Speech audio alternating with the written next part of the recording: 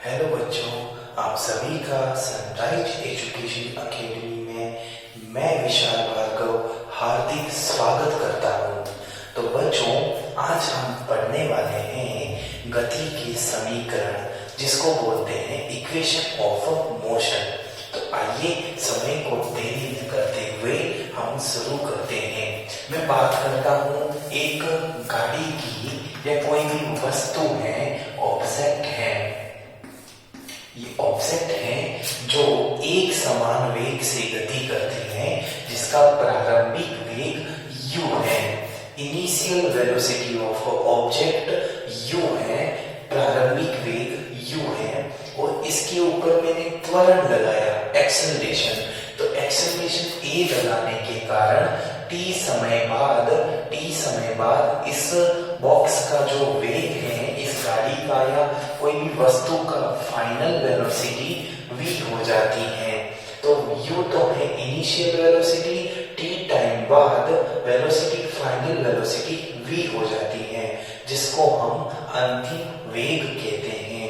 तो अंतिम वेग v हो गया कितने समय बाद? t समय बाद। और इसमें एक्सेलरेशन जो है वो क्या है? a है।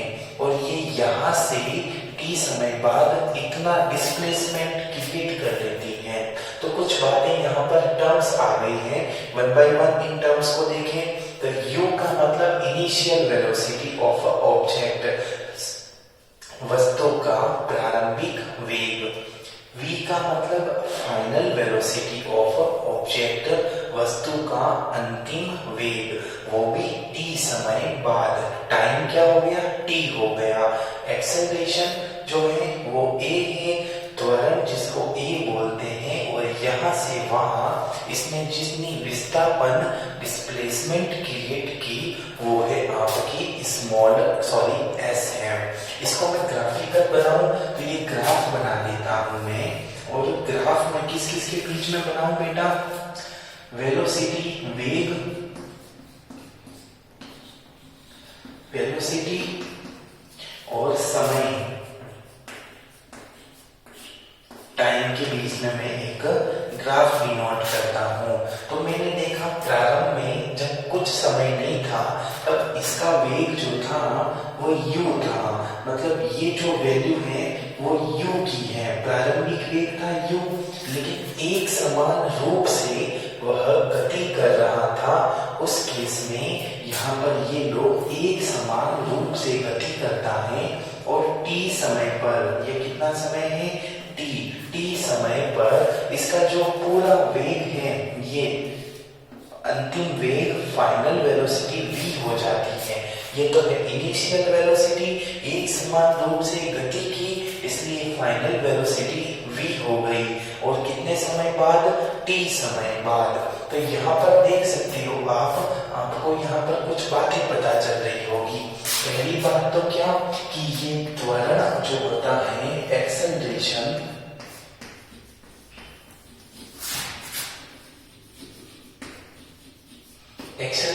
त्वरण a बराबर फॉर्मूला होता है final velocity minus initial velocity upon time. तो यहाँ पर फाइनल वेलोसिटी, अंतिम वेग v है, प्रारंभिक वेग u है।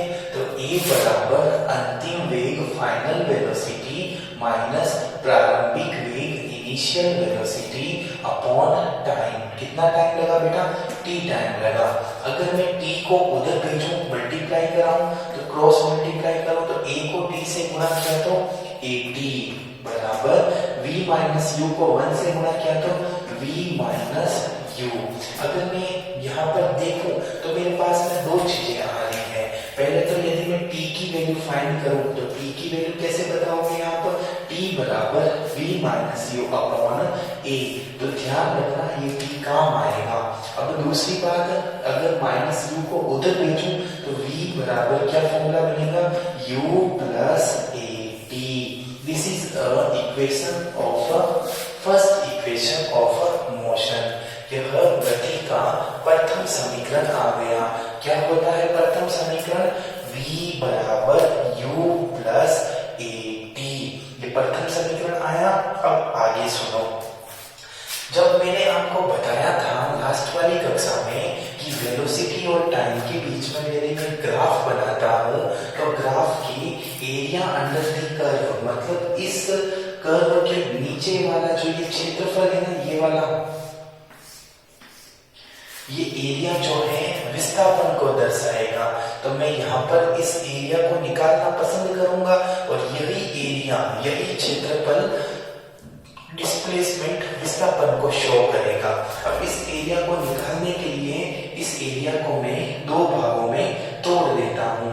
पहला तो ये और दूसरा ये, इन दोनों भागों के एरिया, क्योंकि ये ऊपर त्रिभुज बन गया, ट्रायंगल बन गया और नीचे आयत बन गया, तो मैं क्या करता हूँ, मैं जानता हूँ यहाँ पर विस्थापन डिस्प्लेसमेंट बराबर क्या होगा, 1 प्लस 2 का क्षेत्रफल एरिया। 1 व 2 का एरिया जो है, यदि मैं ये निकाल के ऐड करता हूं तो ये डिस्प्लेसमेंट विस्थापन आता है। तो विस्थापन डिस्प्लेसमेंट कितना था बेटा, ये पूरा S था। अब अपन निकालेंगे एरिया। एरिया निकालो तो ये वैल्यू जो है ना, ये वैल्यू तो है अपनी T, तो ये T है तो ये भी T होगी। अब मुझे बताओ पूरा V है और ये U है, तो ये जो बचा हुआ है ये क्या होगा बेटा, V माइनस U, इतना। क्यों? क्योंकि ये U है, देख सकते हैं ये U है तो ये भी U है, और ये T है तो ये भी T ही होगा। तो यहाँ पर ये U है, ये पूरा V है, तो बचा हुआ क्या होगा, V माइनस U। तो बताओ पहला त्रिभुज है ना, तो त्रिभुज का क्षेत्रफल का सूत्र क्या होता है, what is the area of triangle, 1/2 Aadhaar into ऊंचाई, मतलब 1/2 बेस इंटू हाइट। बेस तो T है और आधार ऊंचाई जो है V माइनस U है। तो पहले का क्षेत्रफल क्या निकालेंगे, 1/2 इंटू आधार बेस क्या है बेटा, T है, इंटू ऊंचाई हाइट क्या है, V माइनस U। ये तो हो गया पहले का एरिया। अब निकालेंगे दूसरे का एरिया। तो दूसरे का एरिया निकालने का सूत्र आधा क्या होता है, लंबाई इंटू चौड़ाई, क्योंकि ये तो आयत है, रेक्टेंगल है। रेक्टेंगल का एरिया कैसे फाइंड करते हैं, लेंथ इंटू ब्रेड्थ। तो लेंथ U इंटू T, तो फॉर्मूला हो जाएगा U इंटू T। अब मेरी बात को ध्यान से सुनिए, क्या V माइनस U है, इस V माइनस U की जगह में 80 नहीं लिख सकता, तो लिख देता हूं। तो इस V माइनस U की जगह मैं 80 लिख देता हूं। तो चूंकि V माइनस U बराबर 80, तो यहाँ पर क्या लिख दिया, S बराबर 1/2 into T into V minus U की जगह लिख दिया 80 प्लस यहाँ पर U और T ही है, तो S बराबर, अब UT को आगे भेजो, तो ये UT प्लस 1/2 A और T को T से गुणा किया तो T स्क्वायर। ये फॉर्मूला बना आपका, ये समीकरण है गति का दूसरा नियम। तो यहाँ पर सेकंड इक्वेशन ऑफ मोशन आ गई, क्या आई, S बराबर UT plus half AT square. देख सकते हैं यहाँ पर गति की दूसरा समीकरण आ गया, जो सेकंड इक्वेशन ऑफ मोशन है। अब बात करेंगे तीसरे समीकरण की। गति के 3 समीकरण ही होते हैं, 3 इक्वेशन है। तीसरे इक्वेशन को फाइंड करने के लिए मैं क्या करता हूँ कि T का मान इधर रख देता हूँ। अब बताओ T का मान इधर से क्या आएगा, T की वैल्यू इधर से देखो तो T बराबर V माइनस U, और A जो गुणा में है वो बट्टे में जाएगा तो भाग में चला जाएगा। तो यहाँ पर ये लिखना है समीकरण 2 में T बराबर V minus U upon A रखने पर, ठीक है। तो चलो रख देते हैं, क्या रखेंगे बेटा, यहाँ पर यह है अपना एरिया, इस एरिया में अपन को करना चलो यहाँ समीकरण क्या है सेकंड, वी एस बराबर U T plus half A T square, इसमें जहां जहां टी आ रहा है वहां वहां टी बराबर वी माइनस यू अपॉन ए रखना है। कैसे पता चला, ये देखो ए जो है वो बट्टे में चला गया, तो टी बराबर वी माइनस यू अपॉन ए, वही अपन को लिखना है। देखो ये एस है, एस बराबर यू इंटू, अब ये टी आ गया ना, तो टी की जगह क्या लिख देंगे, v minus you upon A. Okay, अगर आप चाहो तो मैं इसको साफ कर सकता हूँ, कर लेते हैं बेटा साफ, क्योंकि फिर छोटे छोटे लिखेंगे समझ में नहीं आएगा। स्क्रीनशॉट भले ले लेना आप इसका, ये स्क्रीनशॉट ले लो और साफ कर देता हूँ मैं, ठीक है। इसका बाद में ले लेना ना, इसका ले लो अभी स्क्रीनशॉट ले लो, ठीक है। आपके स्क्रीनशॉट में मैं भी आ गया होगा, कोई बात नहीं, छोड़ेगा। चलो अपन टाइम वेस्ट नहीं करते हैं, अपन देखते हैं इसको थोड़ा अच्छे से लिखें। फिर बेटा अब क्या करने वाला हूं मैं, putting the value of T v minus you upon A in second equation. तो रखो s बराबर u इंटू, इस t की जगह क्या रखूंगा मैं, v minus u upon a plus 1/2 into a। ये देखो 1/2 इंटू a, अब t की जगह वापस क्या रखूंगा मैं, v minus u upon a का होल स्क्वायर। चलो अब इसको ओपन करते हैं, ओपन करेंगे तो क्या होगा, यहाँ देखो u को v से गुणा करूं तो uv माइनस u को u से गुणा करूं u स्क्वायर अपॉन 2, अब ये प्लस, अब यहाँ देखो अपॉन में कौन आएगा, a स्क्वायर और ये 2 आ जाएगा, और a से a आ गया। इस कोष्टक को ओपन कर देते हैं, इस कोष्टक को ओपन करेंगे a माइनस b के होल स्क्वायर से, क्या होता है a square plus b square minus 2ab। तो यहाँ पर u square plus v square minus 2uv, और a से a के क्या हो गया, कैंसिल हो गया। अगर मैं इन दोनों का एलसीएम लूं, लसक, तो लसक क्या आएगा, 2a आ जाएगा लसक। और यहाँ पर देखो ये अपॉन में भी तो a है ना, इसके अपॉन में a है, ठीक है।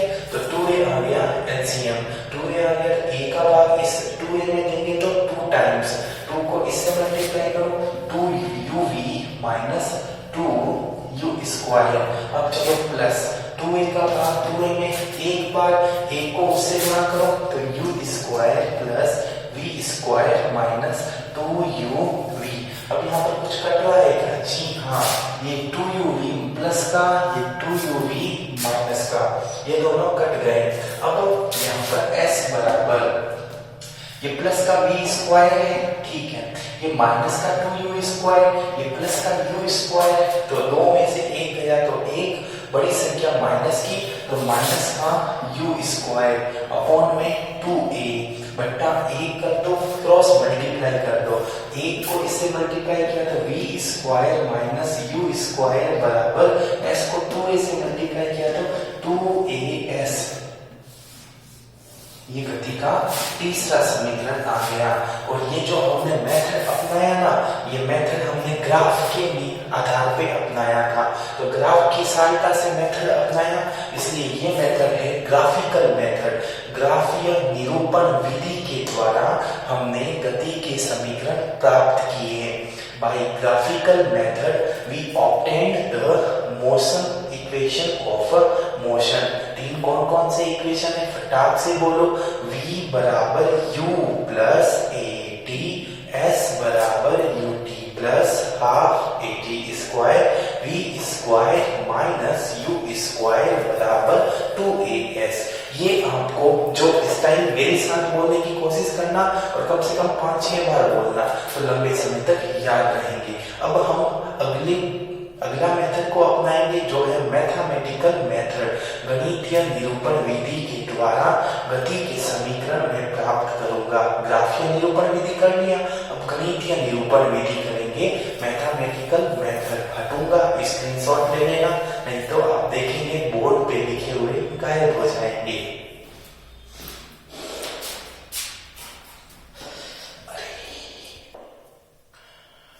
बेटा हमने अभी ग्राफीय विधि के द्वारा गणित के मैंने बोलना गलत बोल दिया। हमने अभी ग्राफीय विधि द्वारा गति के समीकरण को प्राप्त किए। अब हम प्राप्त करने वाले हैं कलन की विधि द्वारा, कैलकुलस मेथड के द्वारा हम मोशन ऑफ इक्वेशन फाइंड करने वाले हैं। चलो करते हैं। तो हम जानते हैं कि यहाँ पर एक फॉर्मूला होता है, वो होता है A बराबर dv अपॉन dt। ये फॉर्मूला होता है। तो यहाँ पर dt को उधर भेजो तो A dt बराबर dv ये हो जाएगा। तो बेटा dv बराबर ये हो जाएगा।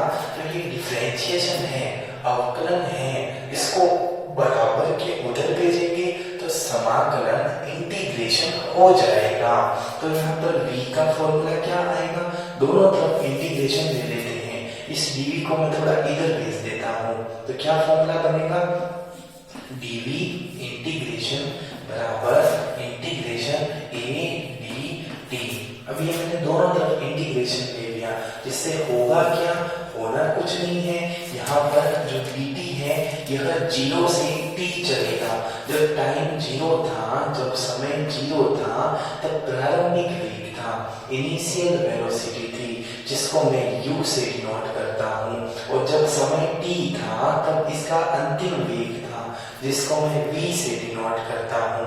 तो u से v इंटीग्रेशन dv बराबर 0 से t इंटीग्रेशन a dt। अब u से v का इंटीग्रेशन करेंगे तो ओनली v आ जाएगा। मैंने बताया था बेटा इंटीग्रेशन कांस्टेंट का वही आ जाता है, और लिमिट u से v लगा देंगे। a तो बेचारा कांस्टेंट है, a आ गया बाहर, और dt का इंटीग्रेशन t हो जाएगा, और 0 से t लग गई लिमिट। अब क्या करना है, upper limit minus lower limit. तो अपर लिमिट क्या है बेटा, v माइनस लोअर लिमिट क्या है, u। तो v माइनस u बराबर इधर अपर लिमिट t और माइनस लोअर लिमिट 0। तो t में से 0 गया तो t बच गया। तो v माइनस u बराबर at। यहाँ पर ये लो फर्स्ट इक्वेशन। ये जो कलन विधि कर रहे हैं ना, इसी कलन विधि को हम गणितीय विधि भी कह सकते हैं। कैलकुलस मेथड जो है ये मैथमेटिकल मेथड भी कहा जा सकता है। तो मैंने यहाँ पर इक्वेशन फर्स्ट फाइंड आउट कर ली है। अब हम सेकेंड इक्वेशन की तरफ चलते हैं।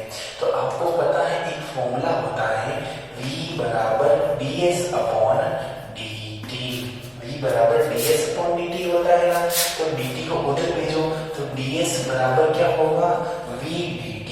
ये dt जो गुणा हो जाएगा तो v dt हो जाएगा। अब यहाँ पर भी वही प्रोसेस करना है, इंटीग्रेशन v dt। अब यहाँ पर वैल्यू देखो 0 से s चलेगी, तो यहाँ पर वैल्यू 0 से t चलेगी। यहाँ इस केस में तो एक्सेलरेशन त्वरण एक समान था, तो यूनिफॉर्म था, तो बाहर भेज दिया। बट यहाँ पर त्वरण एक समान नहीं है, तो इस v को मैं बाहर नहीं भेज सकता। तो बेटा देखो यहाँ पर अगर मैं थोड़ा सा इसको वापस साफ करूं तो ये फॉर्मूला बन रहा है v माइनस u बराबर at। और ये माइनस का u उधर भेजूं तो प्लस का u, तो v बराबर u प्लस at। तो ये है इक्वेशन फर्स्ट। ऐसे तो वो भी इक्वेशन फर्स्ट ही थी, लेकिन हमारे बुक ने इसको मान्यता दी तो हम भी इसको मानेंगे। अब v बराबर u प्लस at है ना, तो इस v की जगह ये वैल्यू रख देता हूँ। तो रखो वैल्यू, तो रखोगे तो क्या होगा, इंटीग्रेशन 0 से s ds बराबर इंटीग्रेशन ये 0 से s, और v की जगह क्या लिख दूंगा, u प्लस at। तो यहाँ पर u प्लस at, और ये साथ में dt हो गया। अब देखो इधर, अब इस ds का अगर हम समाकलन करेंगे तो क्या आएगा, s आएगा, और लिमिट जो है 0 से s लग गई। अब आगे चलो, u का समाकलन करो तो u तो कांस्टेंट है, तो u dt का समाकलन करके तो क्या आएगा बेटा, ut आएगा प्लस, अब a की जगह तो a आ जाएगा। अब t का समाकलन तो आप x x की पावर n का इंटीग्रेशन का फॉर्मूला बताया था मैंने, x की power n plus 1 upon n plus 1। तो यहाँ तो t की पावर 1 है, तो t की पावर 1 प्लस 1 अपॉन 1 प्लस 1, तो मतलब t स्क्वायर अपॉन 2। तो यहाँ पर at स्क्वायर अपॉन 2 और लिमिट 0 से t रख दी। अब चलो लिमिट रखना शुरू करते हैं। s की जगह एक बार s माइनस 0, अपर लिमिट फिर लोअर लिमिट। इसी प्रकार इधर भी अपर लिमिट रखो, तो ut प्लस 1/2 at का स्क्वायर माइनस, अब 0 रखो तो ये वैल्यू 0 और ये भी वैल्यू 0, तो कोई मतलब नहीं है। तो फाइनली s में से 0 घटाऊं तो s बराबर ut प्लस 1/2 at स्क्वायर, और यहाँ पर ये 0 घटाओ कोई मतलब नहीं है, तो यहाँ पर ये दूसरा समीकरण बन गया। तो ये दूसरा समीकरण क्या बना, s बराबर ut plus half at square, ये दूसरा समीकरण बन गया। अब हम करने वाले हैं तीसरे समीकरण को। तो तीसरा समीकरण आप लोगों को पता होगा क्या फॉर्मूला होता है बेटा, देखो a बराबर, वो फर्स्ट फॉर्म नहीं है उसी को रख रहा हूं, a बराबर dv अपॉन dt। अब ध्यान से सुनना, मैं क्या कर रहा हूं कि ये dv है ना, dv अपॉन में खाली जगह छोड़ दिया और dt को ऐसे रख दिया। बात तो एक ही है, क्यों, क्योंकि ऊपर भी dv और नीचे भी dt ही है। अब मैं क्या करता हूँ, यहाँ पर ds रख देता हूँ, तो नीचे ds रखा तो ऊपर भी ds रखेंगे। तो देख लो बेटा, ds से ds कैंसिल, तो बचा dv अपॉन dt, सेम ही बचा। तो ऐसा लिख सकता हूँ, ये थोड़ा आपको ध्यान रखना पड़ेगा, बाकी तो प्रोसेस सिंपल ही है। अगर आपका समाकलन अच्छा है तो आप आराम से समाकलन इंटीग्रेशन कर सकते हैं। इसलिए मैंने चिल्ला के बोला था कि बेटा इंटीग्रेशन समाकलन सीख लो, काम आने वाले हैं, देख लो काम आ रहे हैं। आगे चलो, अब आप कहेंगे सर यहाँ पर तो आपने इंटीग्रेशन थोड़ा अच्छे से समझाओ। बेटा क्यों समझा, मैंने तो बहुत, इससे तो खतरनाक इंटीग्रेशन की प्रैक्टिस की है हमने। जाओ उधर और इंटीग्रेशन सीखो, फिर यहाँ पर ये करना। देखो मैंने बोला समाकलन है, अवकलन है, इंटीग्रेशन, डिफरेंशिएशन, वेक्टर है, सदिश है, इनके मल्टीप्लिकेशन है, ये बहुत काम की चीजें हैं। अगर ये नहीं सीखोगे ना आप, तब तक फिजिक्स आपको बहुत भारी लगेगी। तो इनको सीखोगे तभी आपको भौतिक विज्ञान फिजिक्स है ना वो सिंपल लगेगी। इसलिए प्रोसेस को फॉलो करो। मैं चाहता तो इनको डिटेल में समझा सकता था, लेकिन मैंने डिटेल में इनको नहीं बताया। इसका कारण क्या कि जब तक आपका वो पोर्शन स्ट्रॉन्ग नहीं होगा ना, तब तक मेरी ये चीजें भारी लगेगी आपको। और वो पोर्शन स्ट्रॉन्ग है आपका, तो चुटकियों में आप ये चीजें जो है ना समझ जाओगे। तो जिनका वो पोर्शन स्ट्रॉन्ग है वो बहुत अच्छे से ये चीज समझ गए हैं, और जिनका पोर्शन स्ट्रॉन्ग है ही नहीं तो उनको कैसे समझ में आएगा। तो मेरे समाकलन अवकलन वाले वीडियो देखो, बहुत ही आसान तरीके से आप ये चीज देख पाओगे। चलो समय को बर्बाद नहीं करते हैं, हम आगे बढ़ते हैं। ये बेटा ये ds अपॉन dt है ना, ये तो है हमारा v है, वेलोसिटी वेग है। तो इसकी जगह तो मैं v लिख देता हूँ। तो a बराबर dv अपॉन ds, और इंटू में यहाँ पर s हो गया, सॉरी इंटू में यहाँ पर v हो गया, ds अपॉन dt की जगह v रख दिया। ये ds है, उसको उधर भेजो, उधर भेजोगे तो क्या हो जाएगा, यहाँ पर a ds बराबर v dv, दोनों तरफ हमने क्या ले लिया, इंटीग्रेशन। और अब ds है तो 0 से s चलेगा, dv है तो u से v चलेगा, dt होता तो 0 से t चलता, बस 3 ही है। तो यहाँ पर इसका इंटीग्रेशन a तो बेचारा कांस्टेंट है, ds का इंटीग्रेशन s हो जाएगा, और 0 से s लिमिट लग जाएगी बराबर।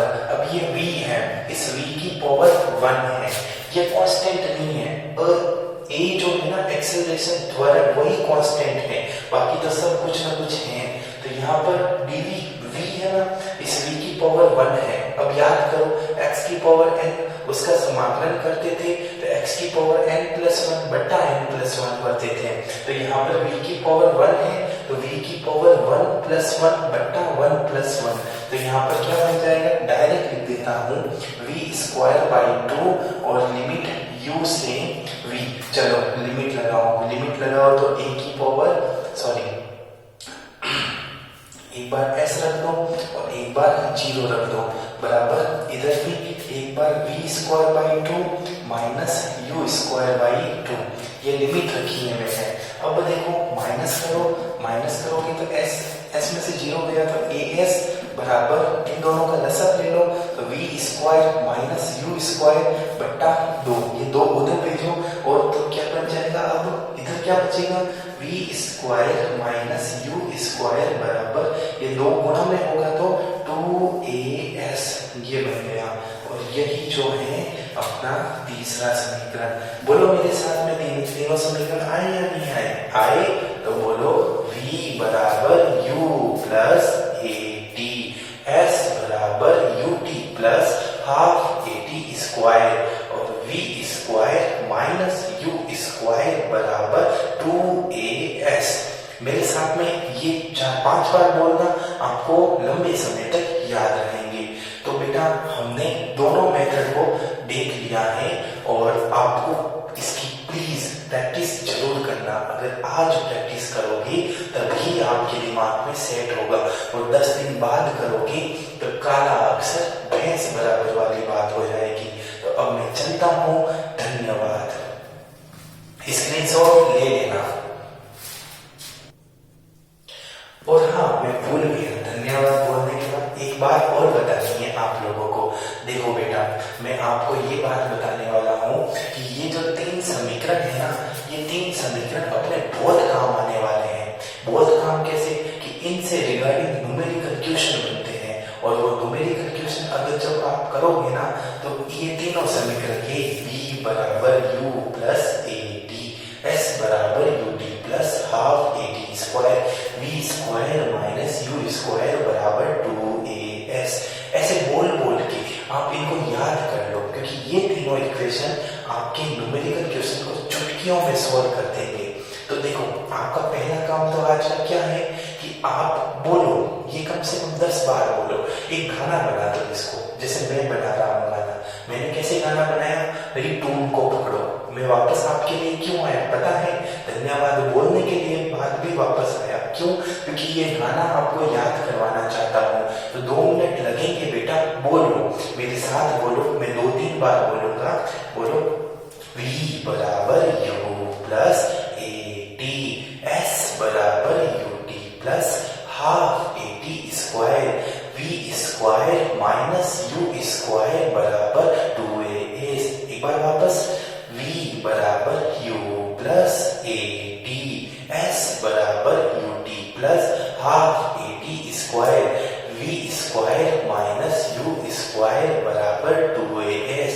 एक बार देखो, ताली बजा के बोलो ताकि याद होंगे, और याद नहीं होंगे ना तब हम इससे रिगार्डिंग न्यूमेरिकल क्वेश्चन बेटा कैसे करेंगे, आप ही बताओ। अब आज तो समय हो गया है, कल वापस मैं बताऊंगा। एक बार में ये थोड़ा बच्चों को टफ लगता है, एक बार अपन वापस इसका ओवरव्यू ले लेते हैं। बहुत सिंपल था, a बराबर dv बटा dt किया, मैंने dt को उधर भेजा, दोनों तरफ समाकलन किए। क्योंकि यहाँ पर dv था इसलिए u से b चला, और ये dt था तो 0 से t चला, तो यहाँ पर अवकलन किया। ये a बाहर क्यों आया? क्योंकि a जो है वो कांस्टेंट है, नियत है, तो बाहर आ गया। इसको v माइनस u बराबर a t माइनस 0 किया, और इस प्रकार से यहाँ पर माइनस का u उधर भेजा तो प्लस का हो गया, तो v बराबर u प्लस at आ गया। आगे चला, वेग का फॉर्मूला ds अपॉन dt होता है, तो यहाँ ds रख दिया, dt को मल्टीप्लाई किया, v dt हो गया। अब ds था इसलिए इंटीग्रेशन की लिमिट 0 से s लगाई, और dt था इसलिए 0 से t लगाई। v की वैल्यू मैंने इधर एक समीकरण से पुट कर दी, यहाँ लिख देता तो सही रहता कि समीकरण 1 से। वैसे मैं जानता हूँ आप बहुत इंटेलिजेंट है, समझ गए होंगे। v बराबर u प्लस at, ये जैसे वैल्यू पुट की यहाँ पर, तो इन दोनों का मैंने अलग अलग यहाँ पर इंटीग्रेशन किया तो u का तो ut हो गया, लेकिन at का at स्क्वायर हो गया, और लिमिट जो है बेटा वो यहाँ मैंने 0 से t लिख दी, तो ये लिमिट 0 से t हो गई। अब एक बार मैंने अपर लिमिट t रखी, दूसरी बार मैंने लोअर लिमिट 0 रखी, और s माइनस 0 हो गया, तो s बराबर क्या आया, ut plus half at square आ गया। यही तो हमारा सेकंड इक्वेशन है। तो तीसरे इक्वेशन में थोड़ी माताफोरी है, क्यों है, क्योंकि a बराबर dv अपॉन dt है, लेकिन मैंने तो इसको तोड़ दिया। कैसे, dv और dt, ऊपर ds तो नीचे भी ds, बात तो एक ही है ना बेटा, ds से ds कैंसिल हो गया, तो यहाँ पर मेरे पास में इस ds अपॉन dt की जगह v लिख दिया, ds को उधर भेजा, इंटीग्रेशन किया, ds का 0 से s, dv का u से v, और इंटीग्रेशन तो बेटा आपको आना चाहिए। और फाइनली हमारे पास में v square minus u square बराबर 2as हो गया। देखो मैंने मेरी कला बता दी, गीत बता दिया, कैसे याद करना है, मेरा वापस आने का उद्देश्य भी पूरा हो गया। ठीक है बेटा, एक बार और धन्यवाद, अच्छे से पढ़ाई कर लिया करो, स्क्रीनशॉट ले लेना मेरे जाने के बाद। चलता हूँ।